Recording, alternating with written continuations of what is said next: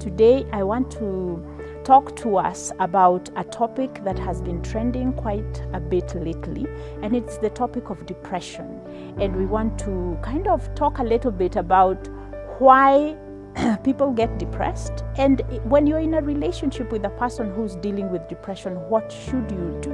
And so stay with me as we talk a little bit about that.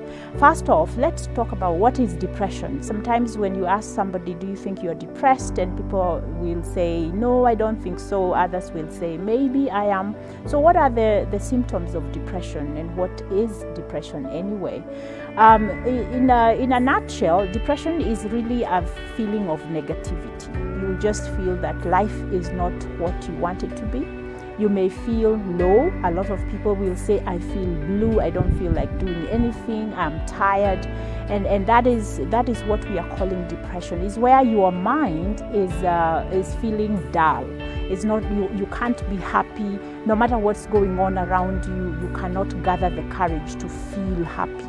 And that is what depression in a nutshell is. Let me run down some of the symptoms of depression. When you will be diagnosed as depressed, these are some of the symptoms that you will show.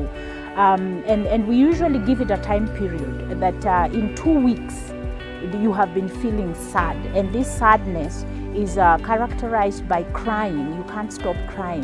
Little things make you cry. You just feel like crying. That is one sign of depression. Number 2, you don't feel any motivation to do anything. You're just feeling tired. You don't want to get out of bed. You just, things that were easy for you to do, you're not able to do that. Sometimes even self-care, getting up and taking a shower, becomes very difficult.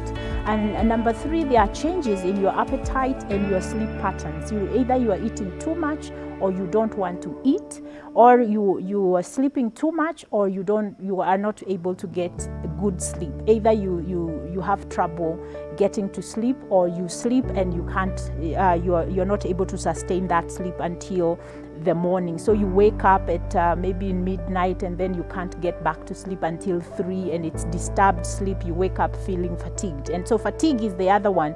You just feel lethargic. You don't feel like doing anything. You are tired. Your body is just tired. That's another symptom of depression. Another thing is you lose focus and concentration. So if you work, if you go to a job, you keep daydreaming. You can't focus on the work that you're supposed to do. You make mistakes at work. You're irritable. You don't want to be around people. You isolate yourself. The things that you used to do socially, you don't want to do anymore. And then there are emotional feelings of guilt. You just feel guilty. You feel regretful. You feel that you are unworthy. You feel worthlessness. Then you feel stuck. And the stuck feeling is because you are feeling helpless. You don't know how to fix things in your life. And then hopelessness follows helplessness, because if I can't fix things, then I feel like I can't, I feel hopeless, that I'm not able to manage my life. And then, of course, if it gets really bad, then you begin to have death wishes, which can turn into suicidal ideation, where you are having ideas about being dead. You may make statements like, I don't know what value I'm bringing here. I'm just taking space here. What's the use? I don't even want to try anymore.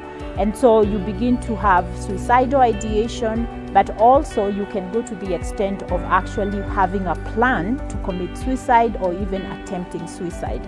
So those are the basic symptoms of depression. Now we do also have different types of depression, and one of the ones that I would like to identify today is what we call dysthymia. And dysthymia is a clinical depression where you stay depressed for a long time, probably 2 years, but you are functioning. You go to work, you raise your kids, you do whatever you are supposed to do, but you are tired, you are sad, you are not happy at all in life.